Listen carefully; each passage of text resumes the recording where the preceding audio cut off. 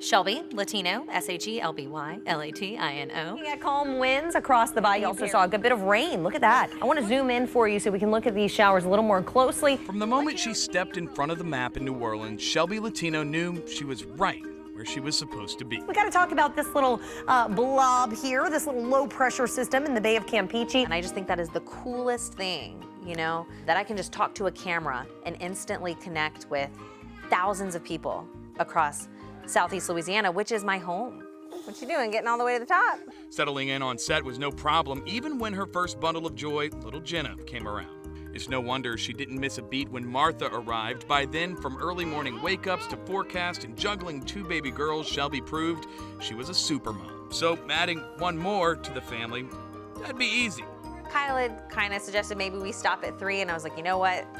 I don't think I can do another pregnancy like this. So yeah, I think we'll stop at 3 kids. That'll make a full family.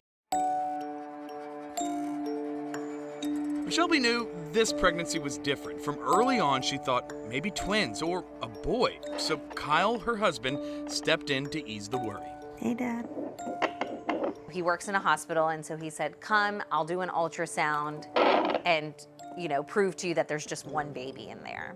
So we went, he did the ultrasound, and sure enough, they found 3 heartbeats. And I mean, I can't even describe, we were in such shock. Because who does that happen to? How is that even possible? Stunned, shocked, and a little scared, Shelby and Kyle knew their lives were about to change forever.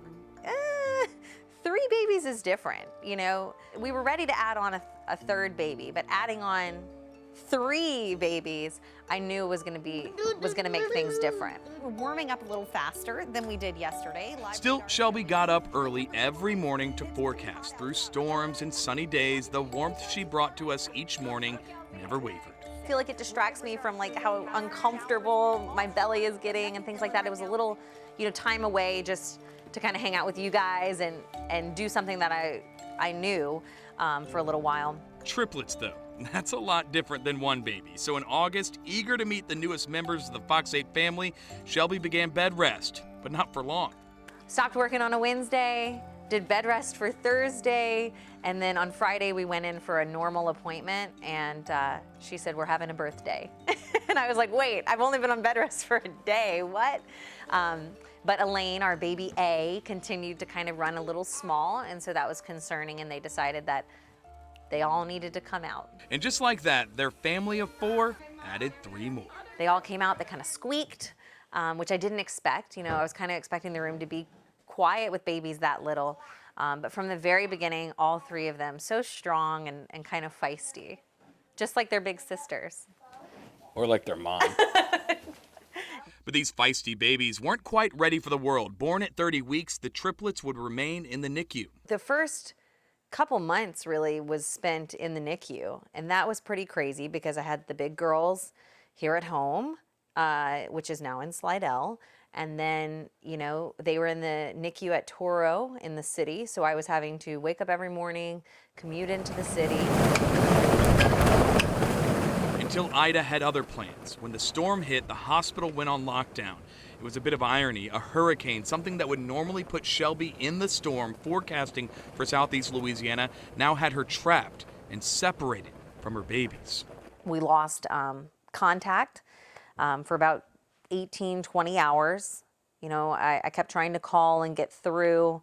The water was still high here on the swamp, and so we couldn't get out. I couldn't drive to the city to see them, and really we didn't have any information. Internet and phones were down, so I didn't know what state the city was in. I didn't know if we'd even be able to get there if we tried. It wasn't until Wednesday that I was able to get back to the hospital just to drop off milk that I had been pumping for them, but I still couldn't go in and see them, I think, until Thursday or Friday.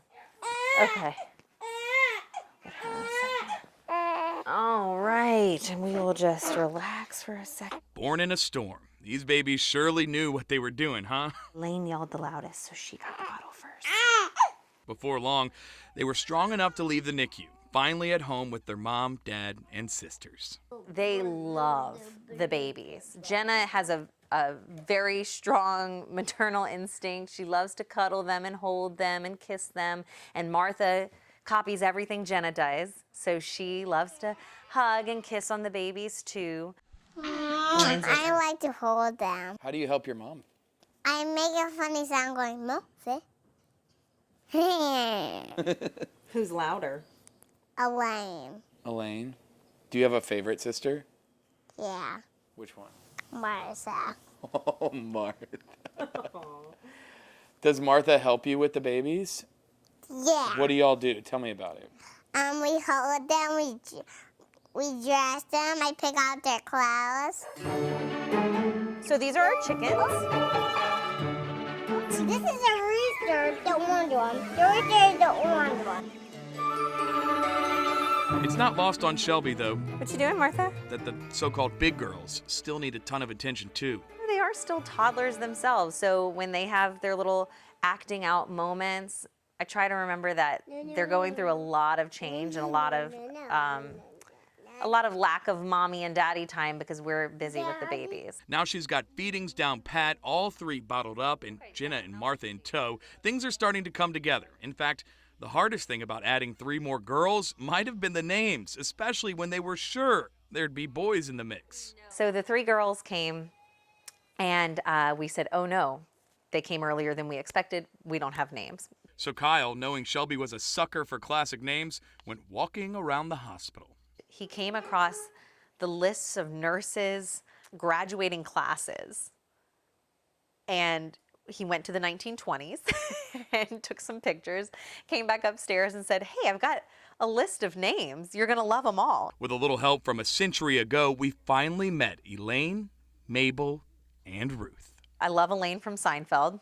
She's a hoot.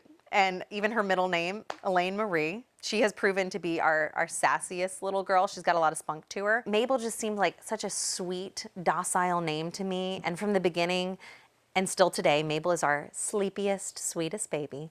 And Ruth initially was the one who, despite being the biggest, actually had the most breathing trouble.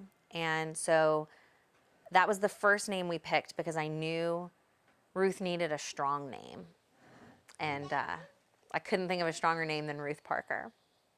And so, yes, the middle name Parker is for our Nancy Parker. We talked about work family being like real family. And as we picked middle names to name after family members, Nancy Parker, she was our mom, right? So it felt fitting to name Ruth after her. And that really says it all about Shelby. A coworker, a friend. But here at Fox 8, from the beginning, she's always been much more than that. She's always been family. It's why the next chapter may be a difficult one to face. I think that you've set a really good example for moms that can do it all. Thanks, Rob. That said, were you scared that you'd be able to continue your career that you love? Yeah. I think being home has made me realize how much I loved it, but it also made me realize how much I miss being at Fox 8 with the team and forecasting every morning and just having a little bit of time to do something that I enjoy and that I feel like I'm good at. And that's the plight of every working mom, right? Is that you want to spend more time at home.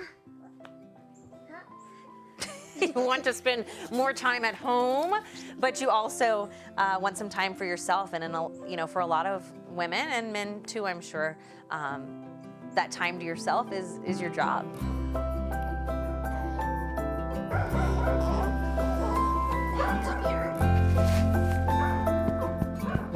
But for now, that 9 to 5, or should I say 3 a.m. to 11, is expanding.